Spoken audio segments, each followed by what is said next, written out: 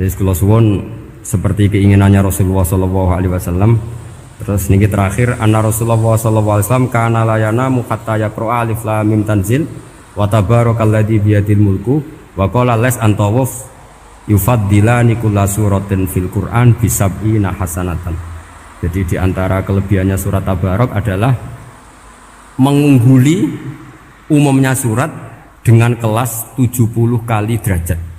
Jadi keunggulannya surat Tabarak itu bisab'ina darajah di bawah surat-surat yang lain. Sudah, ini surat Tabarak agak panjang. Tapi alhamdulillah dari semua itu surat Tabarak itu kalah mbek Qul huwallahu ahad. Jadi ini nikmat terbesar kita. Karena enggak perlu Tabarak, saiki porsi ini diturunkan jadi apa? Qul. Makanya banyak tarawih main apa? Qul. Itu bukan cari cepet, itu dalile musalsal ila Rasulillah sallallahu alaihi wasallam. Jadi ada sahabat itu kalau ngimami main kulhu. Di Indonesia masih mendingan kulhunya rakaat kedua ya. Itu enggak sahabat ini rakaat pertama ya kulhu, kedua ya kulhu. Masih mendingan di Indonesia dipakai selingan rakaat kedua.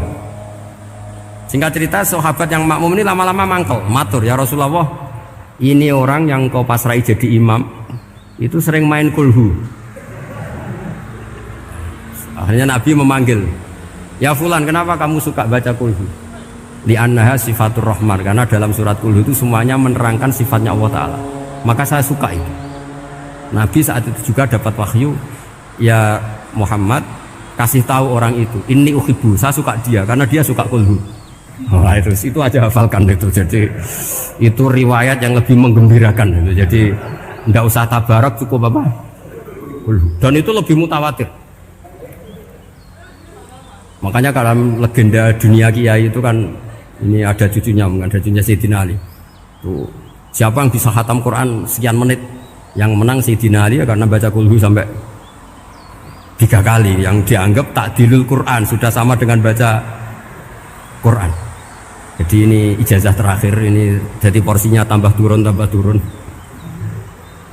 Saya itu suka. Saya itu punya banyak penggemar lah di Jogja, di Jakarta. Memang agama ini harus mudah. Saya itu kalau baca kulhu itu sampai nangis. Nangis saya bukan karena faham atau haru, itu enggak. Sebaik itu Allah. Masa gara-gara hafal kulhu, main kulhu dicintainya? Ya karena memang Allah itu benar-benar zat yang baik.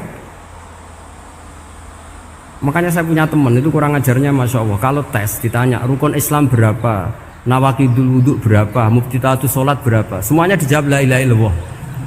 Terakhir ditulis kafir Pak, sama nyalano iki. Nyalano la ilaha illallah kafir apa enggak? Gurunya bingung kan akhir. Di ek iku la ilaha illallah kok di ek. Akhirnya bocah diceluk, "Cong maksudem piye?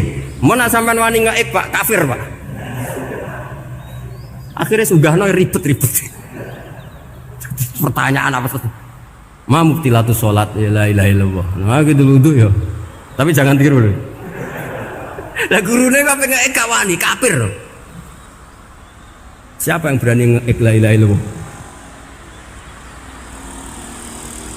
Yo ana menes sing boweli. Angin belinge ku disurati wong tuane.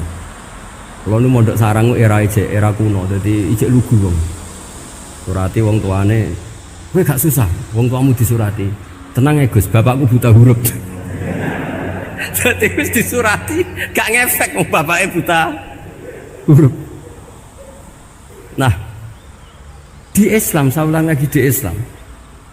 Dengan tanda kutip kesalahan-kesalahan kecil gini ku zaman Nabi, sahabatnya Nabi, iku kabeh dadi berkah. Makanya enggak ada ilmu sebarokah kayak zaman Nabi.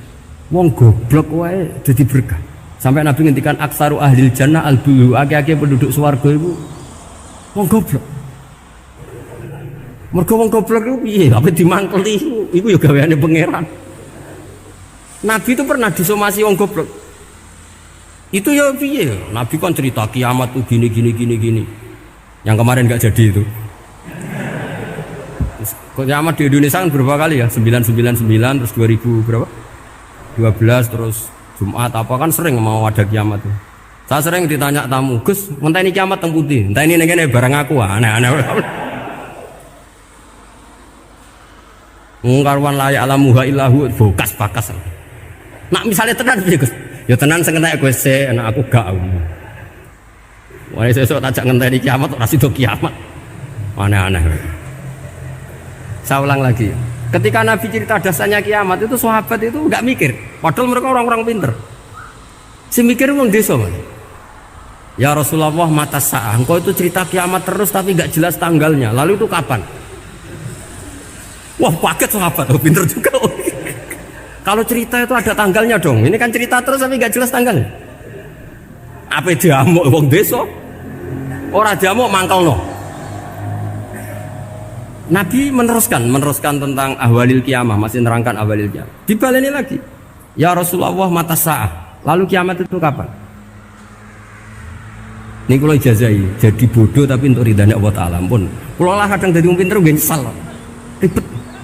Kongkonan ini, kongkon Pak Najib barang ini gara-gara pinter. Padahal kok ya wong bodoh lah mlebu swarga, ribet kan? Direwangi dadi wong alim, sebelum kok wong bodone ya melok mlebu swarga. Wong gelombang kedua itu pengumumannya siapa pencinta Nabi, pencinta wong alim masuk swarga. Yang pertama seleksinya agak ketat, yang kedua itu ya muhibbin mun cukup mun. Jadi sebenarnya swarga ya ketemu wong ra jelas-jelas nih. Wah repot ya.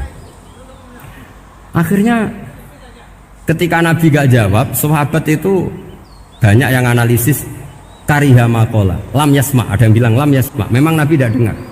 Ada yang analisis sami'a wa kariha maqala. Sebenarnya Nabi itu dengar tapi gak suka karena pas khutbah di-cut, masih diinterupsi. Karena diulang-ulang lagi akhirnya akhirnya Arabi tadi mengulang-ulang lagi, akhirnya Nabi jawab. Karena Nabi itu orang yang sangat pintar, jawabnya ma'atatalaha. Kamu kok berani tanya kiamat kapan, persiapan kamu apa? Fawawahi ma'atatulaha kabiro sholatin wala siyamin wala kada wa kada walakinni uhibbuka. Cek menang ya pede. Apa Nabi tanya persiapan saya? Oh kalau sholat saya biasa kok bangga. Wes wong desa biasa kok. Fawawahi ma'atatulaha kabiro sholatin, saya sholatnya biasa, puasa biasa. Maksudnya wajib-wajib tok lah, ndak aneh-aneh. Tapi walakinni uhibbuka, tapi saya ini mencintai engkau. Apa jawabannya Nabi? Almar'u ma'aman ahabba. Dan itu melegenda seluruh dunia, baru kayak Bedui. Jadi semua orang yang hafal hadis almar'u ma'aman ahabba atau anta ma'aman ahbabta, itu barokatu hadal Badui, karena berkahnya orang Bedui. Dan hadis itu mutawatir karena dikatakan Nabi ketika khutbah, orangnya banyak yang hadir banyak. Barokahnya orang Bedui, gak disopan santun. Mukjizatnya Nabi seringnya gara-gara orang Bedui. Nabi khutbah, wis khutbah cerita akhirat, cerita kebaikan. Ya Rasulullah, khutbah mohon bakas akhirat kebaikan. Sekarang itu tidak ada hujan, halakatil amwal. Sekarang harta hilang semua. Hewan-hewan sudah mau mati semua karena apa? Kekeringan. Mohon jenengan rasa bakas niku, pun jaluk udan mawon. Nabi langsung wah langsung udan tuwes. Nak jari ulama lah mbok Nabi berodok gelos putih udan seminggu nganti akhirnya sapi ini aku gak mati krono kehausan tapi kelentir. Parani nek Nabi nuli ora ngrasa salah paren ya Rasulullah. Wong kula njuk donga udan ben ra mati saiki mati tenggelam. Mun lereni santai wae.